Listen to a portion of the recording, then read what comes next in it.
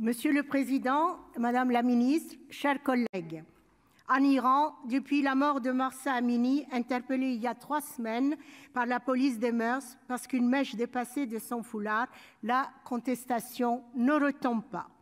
Elle touche l'ensemble du pays. La répression est féroce, le nombre des morts et des personnes arrêtées monte chaque jour. Et les revendications dépassent la seule question du port du voile. Ce sont désormais le guide suprême et le régime qui sont remis en question. De son côté, que fait la France? Notre président se drape dans un silence opportuniste.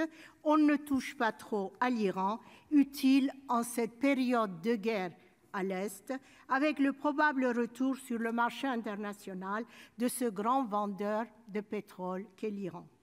Lors de son entretien à New York avec le dirigeant ultra-conservateur iranien Ebrahim Raïssi, en marge de l'Assemblée générale de l'ONU, le président de la République a juste demandé une enquête transparente sur la mort de Mahsa Amini, les échanges se concentrant sur le dossier nucléaire iranien. Actuellement, les manifestants, femmes et hommes, s'organisent hors parti, ce qui est à la fois leur force et leur faiblesse. Cette spontanéité fait que des cinéastes, des athlètes, des musiciens, des artistes expriment leur solidarité. Le pouvoir annonce qu'il s'en prendra aux célébrités qui ont soufflé sur les braises. Le réalisateur Asghar Farhadi, 2 fois oscarisé, lui a invité tous les artistes, cinéastes, intellectuels, militants des droits civiques du monde entier à exprimer leur solidarité. Et l'artiste franco-iranienne Marjane Satrapi d'insister « il faut envoyer un signal fort ».